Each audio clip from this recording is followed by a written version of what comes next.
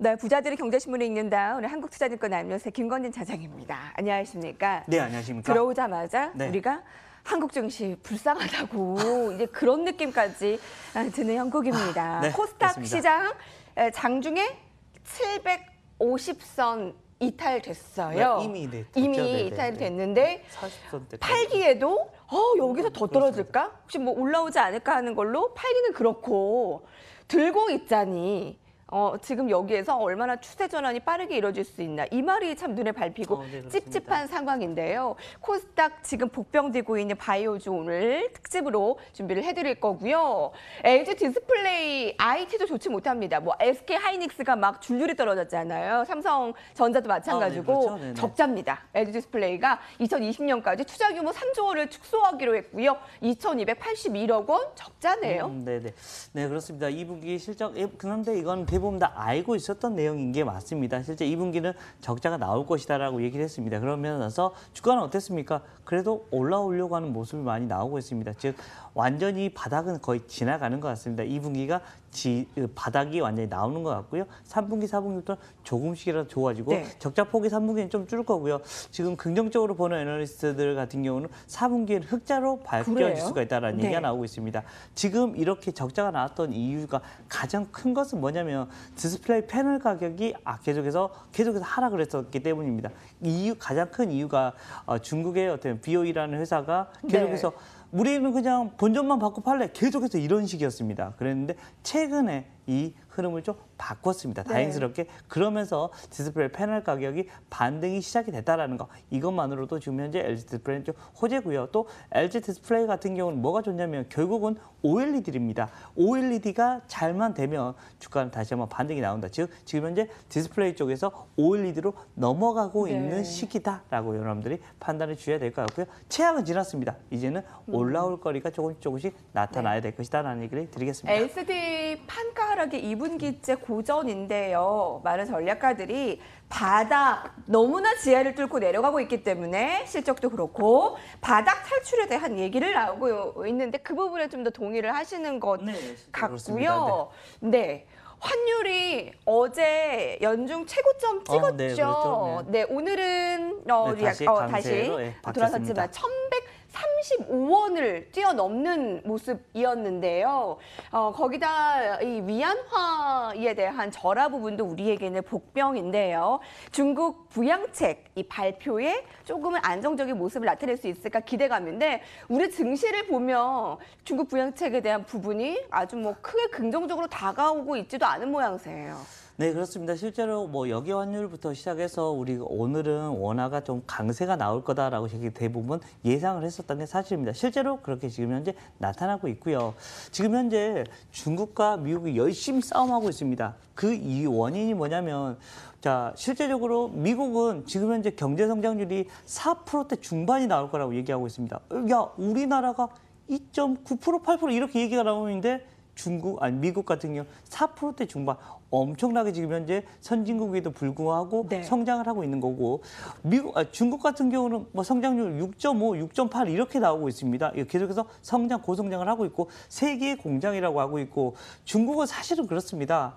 좀 둘이 망가지더라도 어떻게 되냐면 자기들의 이런 13억 인구만 가지고라도 사실은 먹고 살 수 있는 데가 바로 이 중국이라는 국가다라는 얘기를 해드리겠습니다. 그러한 이슈들 때문에 너 때리려면 때려봐라 하고 계속해서 싸움을 하고 있는 모습이다라는 거. 그렇지만 중국 쪽에서 어찌됐든 야 우리 내수 부양책 계속해서 사용해. 그리고 계속 위안화 우리 약세해서 모르겠다. 약세 계속 해버려라고 얘기를 하고 있습니다. 트럼프 쪽에서는 야 하지마 하고 있는데 계속해서 우리 할 거야 이런 식의 흐름인 것 같다라는 거. 그것 때문에 우리나라가 계속해서 위안화하고 어떻게 보면 동질적으로 계속해서 움직이게 최근까지 이런 원화의 약세가 계속해서 나타나다가 어제 보면 고점 좀 찍어버린 것 같습니다. 사실은 1,125원 가까이가 어떻게 보면 기술적으로 좀 고점입니다. 이게 더 이상 35원이 뚫어지면 안 되는 구간이었는데 어제는 사실은 뚫렸었다가 오늘 다시 내려오긴 했었는데 조금 부담스럽다라고 생각을 하셔야 될 것 같고요. 여기에 여러분들이 많은 초점을 맞춰야 되겠습니다. 결국은 우리 워낙 가격을 보시면 주가의 흐름을 여러분들이 확인을 하실 수가 있을 거다라는 얘기를 드리겠습니다. 네, 여러분 이렇다 보니까 민주당 안에서도요 경제를 살리지 못하면 우리 재집권 너무 힘들 것이다라는 목소리가 나오고 있습니다. 민주당 안에서의 목소리 아무래도 문재인 정부의 지지율에 네, 그렇죠. 네. 볼 수 있는데요. 지금 떨어지고 있는 지지율과 뭐 최저임금 계속 증시 상황 좋지 못한 점에서 비판의 목소리가 이 경제 성과에 대한 부분은 부진한 성적을 받고 있습니다. 자, 신라젠 바로 볼까요? 잘 나가던 신라젠이 주가가 반년 만에 주가 흐름은 반토막입니다. 이 유상증자설의 임상 실패 설, 자 여러 루머 탓에 다른 바이오 종목들보다 하락폭이 큰데요. 지금 7월 24일에 종가가 53,300원으로 나오고 있는데 지금요.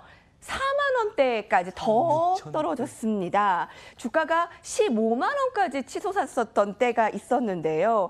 2만 원대에서 지난해 8월에 거래가 되다가 이 팩사백에 대한 기대감 15만 원까지 치솟기도 한 자 그야말로 꿈의 이 모험의 종목이었는데요. 현재는 5만 원까지 이제 하락 위태로운 상황이고요. 임상에 실패했다는 루머, 제3자 배정 유상증자 실시한다는 루머가 하락폭을 키웠는데 루머에 의해 빠졌다지만 주가가 당분간 회복 쉽지 않다는 의견이 지배적이고요. 현재 시장은 위험 요인을 전혀 감수하지 않으려는 모습을 보이고 있는 것 같아요.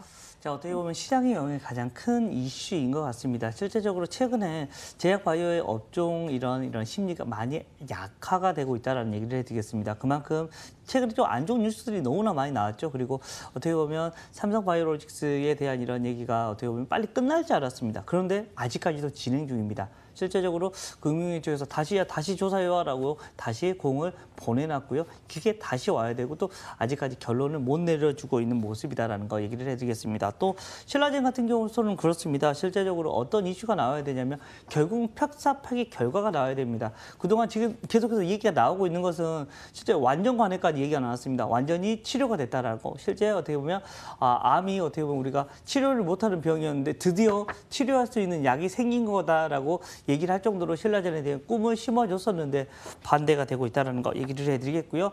언제까지? 우선은 10월 달 임상 3상 결과가 간암에 대한 이런 임상 3상 결과가 나올 때까지는 신라젠에 대한 흐름은 조금 계속해서 이어질 것 같다는 거 얘기를 해드리겠고요.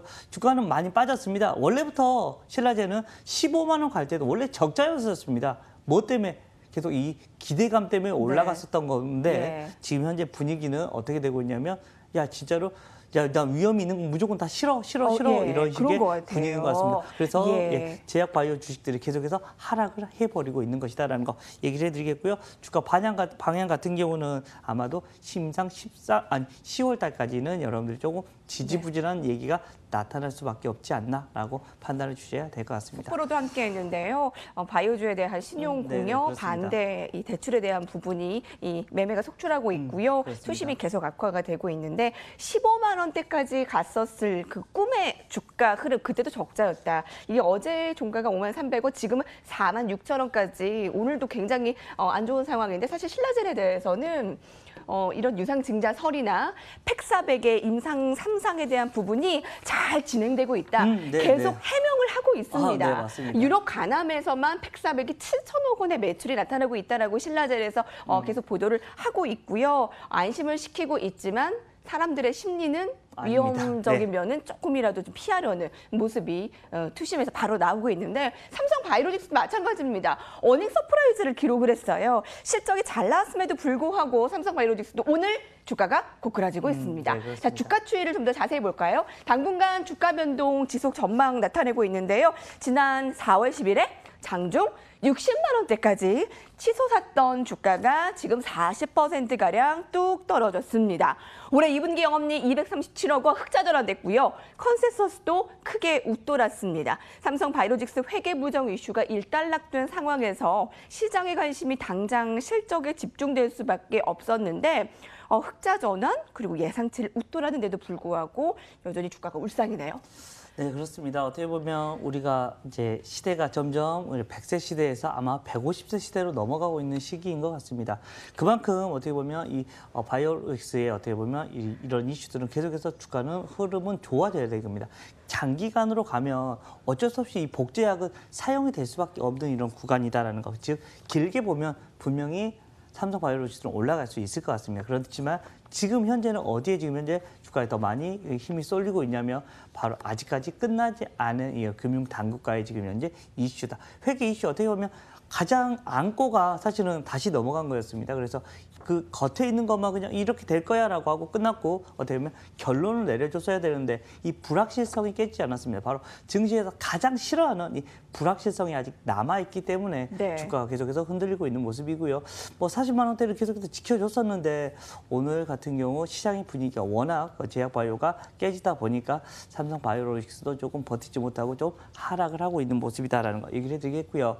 긍정적으로 보는 게 맞습니다. 그렇지만 회계 이슈 마무리 시점까지는 조금 네. 횡보 구간일 거니까 그때까지 그냥 관심 종목으로만 네. 여러분들이 좀 포함시켜 놓으시면 좋을 것 같다는 얘기를 드리겠습니다. 시장님께서는 회계 이슈 마무리 시점까지 불확실성이라고 말씀하셨는데 그렇습니다. 네. 실적도 불확실성입니다. 2분기까지로 선방했지만 3분기부터 실적 변동성 확대 가능성, 4분기부터 이 시생상에 들어갈 예정인데 이때 고정비가 발생해 실적 개선 보기 미미할 수 있다는 거 좀 지적을 하고 있고요. 자, 오늘 그럼 실적에 좀 집중을 해볼게요. 네네. 실적 그 잘 나오는 그 종목 부분들 LG화학이 사상 처음으로 매출이 7조 넘어섰네요.